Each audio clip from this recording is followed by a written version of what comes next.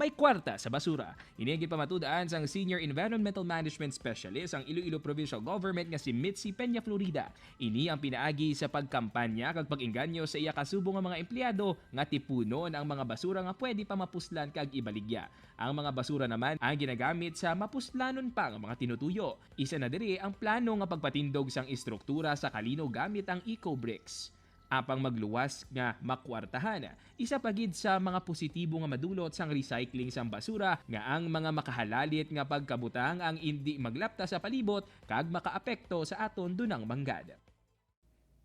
Mga puso, this morning ang pagkamapuslanon sang basura ang talakayon ta. Kung paano, hibalong tao po sa Senior Environmental Management Specialist sa Iloilo Provincial Government, si Ma'am Mitzi Peña Florida. Hi Ma'am Mitzi, good morning! And welcome to GMA Regional TV Early Edition. Kamusta? Hey, good morning Adrian and good morning mga kapuso. Ma'am Mitzi, paano nagtubo sa imo kaugalingon ang passion sa pag-amlig sa aton palibot? Nag-start gid ni kung di ako subong kag kung ano man ang naabtan ko dako gid ang influence sang ako nga environment kung di ako Okay. nagdako. And I really love doing something in my simple way kung paano mag-recycle. So mga simple lang siya nga bagay but at least makabuligid kita sa aton nga palibot. And dira gid nagsugod nga you need to appreciate, to love something, everything nga makita naton sa aton nga palibot. Last year, ginlunsar sa Iloilo Provincial Government ang 4Bs. Basura, baylo, baligya, mangko. Pwede ta mapatag sa aton mga kapuso kung ano gid ini nga sahi nga proyekto?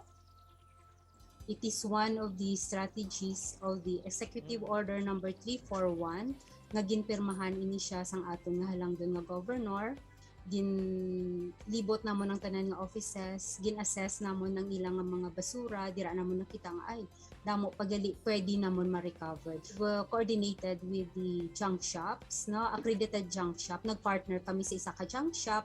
And ang tanan nga mga ma-recovered nga basura nga mabaligya sa junk shop, gin-deposit sa cooperative. For the past 2 months last year, kay October kami nag-start, may 235 kilograms na nga basura kita nga na-recovered, nga nabaligya sa junk shop, and a total of 1,600 plus na ang na-earned kang mga different offices. So, gina-divide na siya depende sa basura nga ilang nga nabaligya. Sa nagligad man gihapon niya tuig may ginlunsar man ka mga project, ginatawag naman niya nga Eco Bahay para sa aton kauturan nga mga indigenous people sa Kalinog, Iloilo, nga himuon pinaagi sa mga Eco Bricks. Paano ninyo inigin conceptualize? Kamusta man ini nga proyekto subo? Okay. So kung tanawon nato nung aton nga Eco Bricks ka program, it all started way back in 2015. Okay. So every day, nag-example, di kuya siling ko, dugay ko na ni siya nakita nga technology, but it's a matter of paano ko siya put into action. So for 10 days, napuno na namon ng isa ka bottle, isa ka pet bottle sang basura.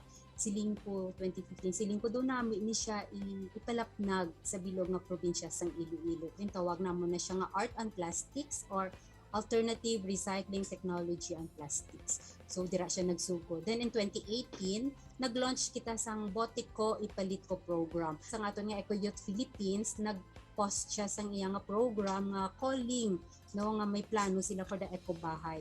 So last year, mayara kita nga IP community sa Barangay Ipil Kalinog, amo niya nga aton nga beneficiary. So nag-groundbreaking kita sang aton nga Eco Bahay. Makabuligi kita sa aton nga IP community and they are really happy na may program nga nakita sila as one of the beneficiaries sang aton nga Eco Bahay nga project. Madamo kita sa mga recycling initiatives si makitaan sa palibot subong. Sa probinsya, kamusta naman niya ang response ng aton mga kabanwahanan, mga LGUs, sa kabarangayan sa sining aspeto? May mga banwa, kabarangayans nga naga-earned na, naga-income na out of this sang ilang mga recycling activities. But there were still municipalities nga need pagid siguro nga i-push ni naton. I hope nga masustain ni naton, and right now may ara kita nga plastic recycling plant dira sa San Miguel. Iyan ni siya sang Villar Foundation. So dahimo ini sila sang chair, plastic chair. Before this end sang February, maka-dry run kita sang technology dito sa Sara, at least makabulig man sang neighboring municipalities nga lapit dito, ang tanan nila nga mga plastics dito naman nila ipakiter kag mag-go into recycling man into chairs. Wow, kanami lang mag-istorya sa recycling. Pero, sa mga kulang pagin sa pag-insyende sa sining buluhaton, areho, anong benepisyo ang ginadala sini sa palibot kag sa aton mismo nga mga pumuluyo? Kung may recycling kita, ma-reduce gid ang collection. So, ga-prolong, nagalawig niya ang kabuhi sang aton nga landfill site kung may recycling kita. Another one, makonserve ni naton ang paggamit sa mga natural resources. We all know no nga kung go into recycling kita, mabuhi na ni siya ang pag-manufacture kang another new product. Diba, ma-reduce ang paggamit sang tubig, ma-reduce ang paggamit sang power, sang energy, at the same time, ma-reduce man natin ang greenhouse gas emission. At the same time, when we are doing recycling, basic lang gid no we know nga ang pag-recycle, dako gid ang bulig niya sa ating environment. Ang inatawag nga may pera sa basura, kung kabalo lang gid kita ya mag-recycle kang whatever available resources nga ara sa ating palibot. Mamitsi Saliwat, maraming salamat sa mga mapuslano ni Ihibalo nga gindala mo sa aton mga kapuso this morning. Saliwat, good morning! See you around! Okay, thank you so much, Kapuso Adrian, and to all. Mga puso, dugang ang impormasyon kay Good Vibes sa pagbalik sa inyong paborito nga programa kun aga, GMA Regional TV Early Edition. Ini ang GMA Regional TV Early Edition.